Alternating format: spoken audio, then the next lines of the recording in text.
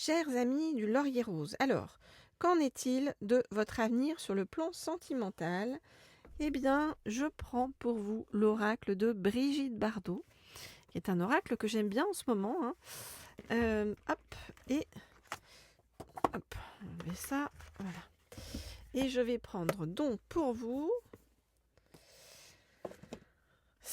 ces cartes. Et vous savez qu'avec cet oracle-ci, eh bien, j'aime bien tirer 3 cartes pour voir ce qui s'annonce pour votre avenir. Alors, je voudrais avoir 3 cartes pour nous en dire plus sur votre avenir.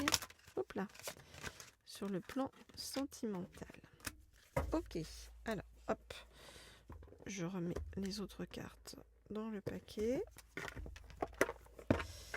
Ok, alors, très bien.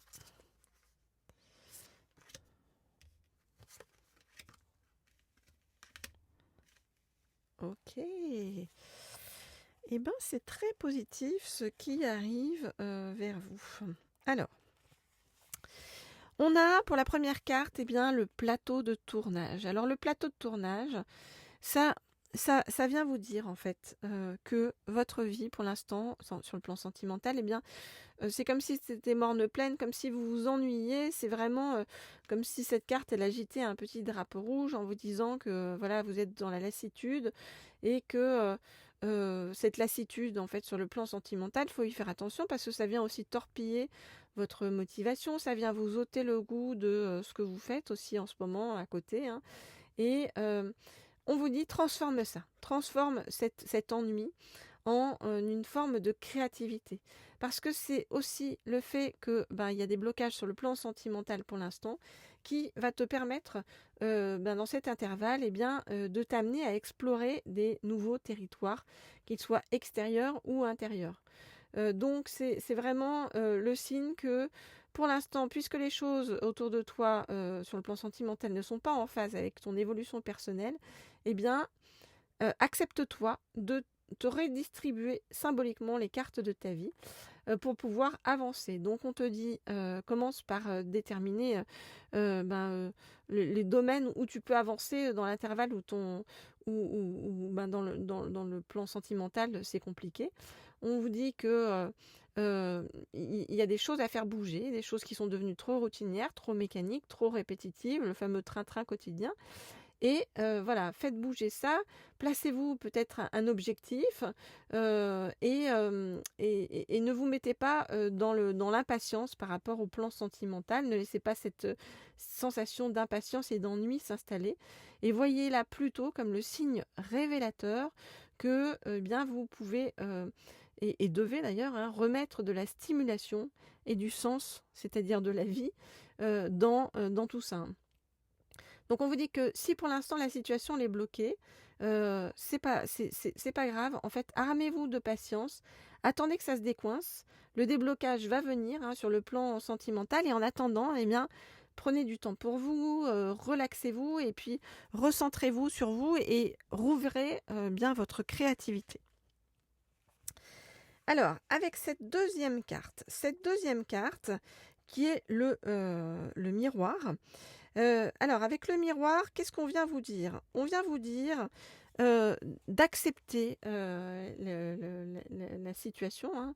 Donc, ça vient dans la juste lignée du premier tirage. Ça vient vous dire que accepter la situation parce que il y a des choses à faire dans l'intervalle. On vous parle de transformer en fait aussi votre corps. On vous dit de lutter contre le passage du temps sur l'apparence physique. Ça ne sert à rien, mais que par contre, il faut chercher à vous sentir bien avec qui vous êtes à l'intérieur. C'est-à-dire chercher à vivre en bon entendement avec vous-même, avec votre poids, votre âge, votre visage, les assumer, les considérer même comme des maîtres initiatiques qui vous enseignent des choses.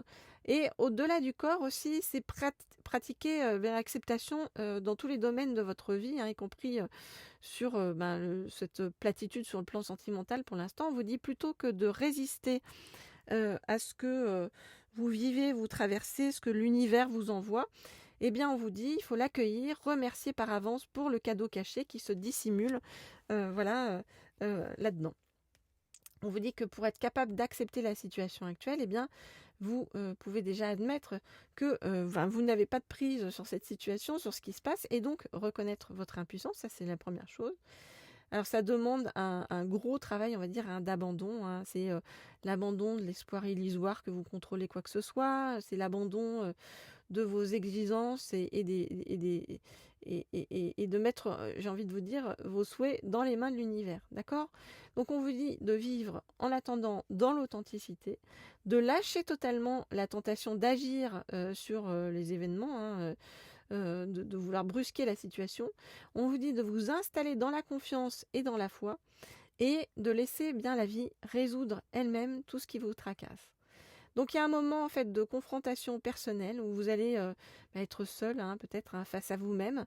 Ok, c'est ok, d'accord ? Parce que la situation en réalité, elle se joue entre vous et vous-même. C'est comme si on vous dit que vous êtes dans une phase d'apprentissage et de remise en place par rapport à vous-même. Et on vous dit place-toi dans l'authenticité et le lâcher-prise actuellement.